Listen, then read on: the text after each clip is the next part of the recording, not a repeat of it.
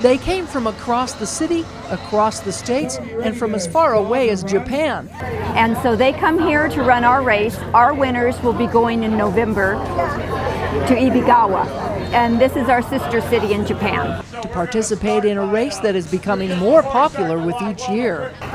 And walking is actually kind of, oh, I'm getting out there, I get your heart pumping and stuff. Just hang out with the crowd, be one of the crazy people.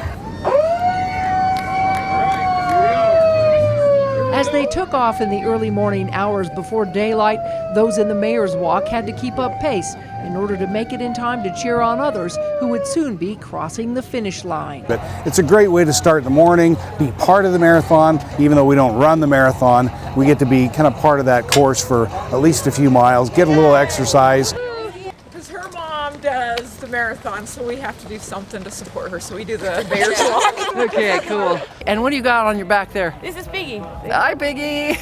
Goes everywhere with me. How's it going so far? It's going great. We're back on the marathon course. The last few feet here, we get to actually walk across the finish line. Make sure to get a selfie with the mayor.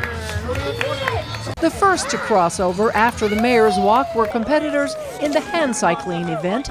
Chris Sproul of Las Vegas barely beat out Michael Solis of Colorado as they ran neck and neck with only a 1.5 seconds difference. Why do you come here? Because I win.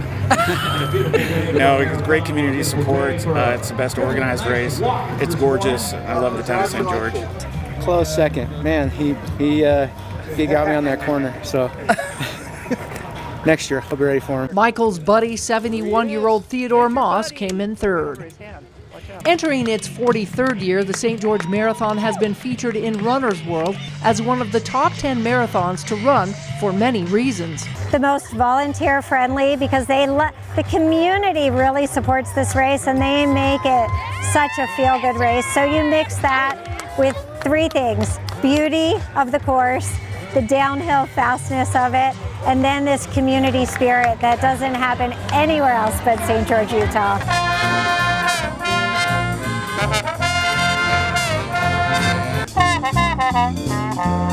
This year, the race brought in racers from 20 countries. But we have runners from Australia, the Virgin Islands, New Zealand, Kenya, Hong Kong, Guatemala, Germany, Costa Rica, just all over the board. So we have a really good international field here this year. Perhaps the coolest competitors in this year's event was a brother team. They crossed the finish line in first and second place in this homemade chariot built by their brother-in-law, Jared Madsen. The duo wanted to bring awareness about MS, letting people know that nothing is impossible. Oh, right? What a crazy idea, Beth. I would never change anything or go back and not do that. That was the coolest thing. It's exciting and bonding, and man, that was really something epic, special. Yeah. As the sun came up, on the way, it just got more and more beautiful. You didn't have a rough ride. This guy gave you a good ride, huh? Pretty much. Call it the tough bird. He's a trooper for sure. I think we have about 200 hours putting it together. Everything on it is custom. There's nothing like it that you can push and ride.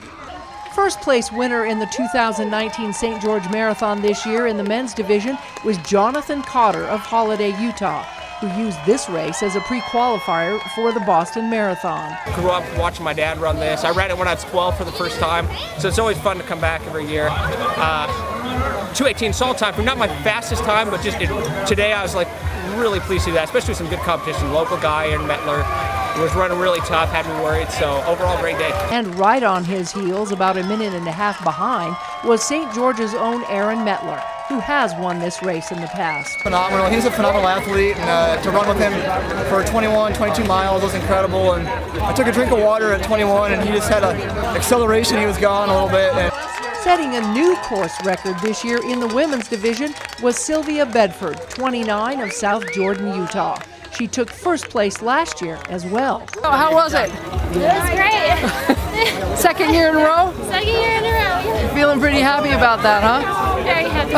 My watch stopped working, so I thought I was way off my pace. So I was happy to see that time when I finished.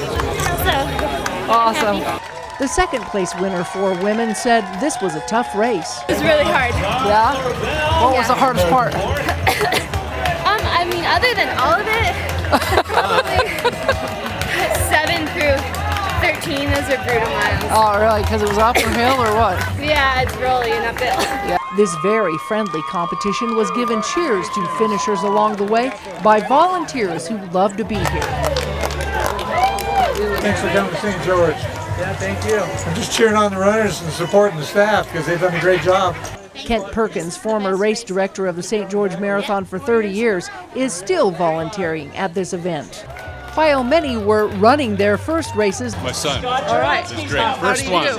He did a great job. 3:31. This is the 160th race for Elsha. How many? 160. What? Races Yeah. total, yeah. Was this hard to do with carrying a passenger? Yeah, it adds a new dynamic for sure.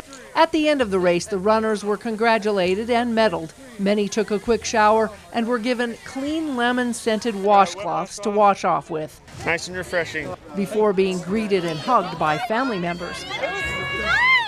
And it's on to Boston for many of these winners, like Will Shulka, who beat his own personal record time. But I just moved here from Chicago. Oh, wow. So the altitude training definitely helped. I bet it did. Yeah, all sorts of feelings right now. I don't even know what I'm feeling right now, but.